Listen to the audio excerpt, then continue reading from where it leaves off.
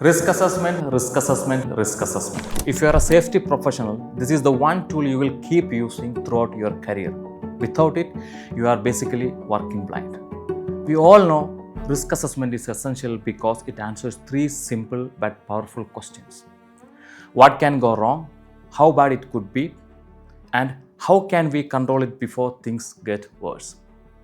But if your risk assessment isn't done well, it loses its entire purpose. You might identify hazards but still miss the bigger picture. And when that happens, accidents can and will happen. That's why in this video, I'm going to share with you 5 ways your risk assessment can go wrong, so you don't make these mistakes again. The number one mistake: writing a risk assessment for a task you don't fully understand. If you don't know what's really happening on site, your assessment is nothing more than a paperwork. When the task is not properly defined, the entire assessment becomes guesswork. For example, if someone writes a general risk assessment for electrical work without knowing whether it's cable pulling, live testing, or panel installation, the hazards will be vague and the controls will be either too broad or completely irrelevant. Workers might then face risks that were never captured, simply because the activity was misunderstood from the start. It's like trying to write a recipe without knowing what dish you are cooking. You will end up with random ingredients that don't come together.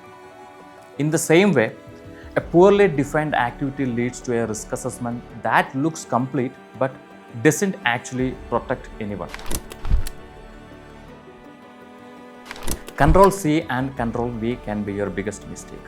Templates are useful, but they are only a starting point. I have seen risk assessments for working at height copy pasted across multiple projects saying install guardrails everywhere. But what if the site physically can't have that done? Suddenly you have got controls nobody can implement.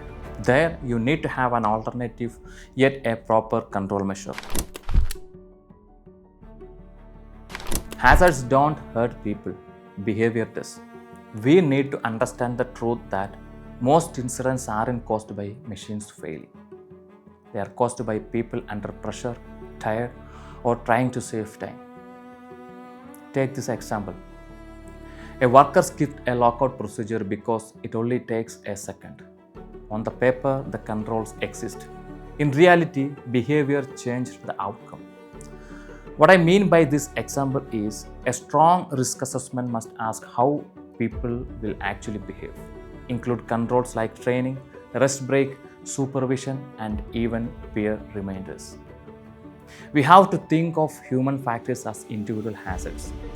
If we ignore them, they can cost us later. The best risk assessment is done with muddy boots, not with polished shoes. I have seen too many assessments get written by one person at a desk. They look good, but they don't match the work. Why? Because the people who do the job weren't involved. Frontline workers, supervisors, engineers, they see the hidden hazards, shortcuts, and workarounds that a person on the desk never noticed.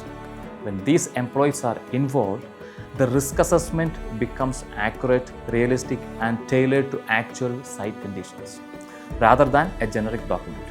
Involving them not only makes the risk assessment realistic, it also builds ownership. When workers help design the controls, they are far more likely to follow them. On the other hand, if the right people aren't involved, the assessment quickly develops blind spots, missing hidden risks that only daily experience can reveal.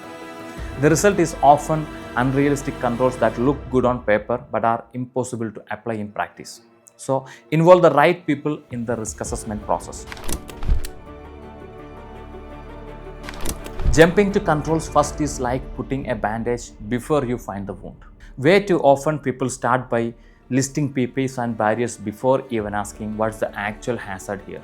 If you do the risk assessment without considering where the activity is being done, how the material is being used, you will probably end up with just a paperwork. The controls you put on the paper won't eliminate or minimize the risk.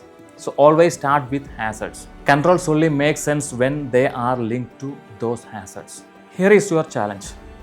Look at your last risk assessment. ask yourself, did I start with hazards? Did I avoid copy paste? Did I account for human factors?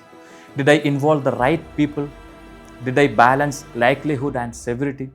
And most importantly, are those controls actually being followed? If you can say yes to all of those, it's time to fix before an incident fix it for you. Share this video with your team because safety is only real when it is shared. And hit subscribe for more safety tips that actually works in the field.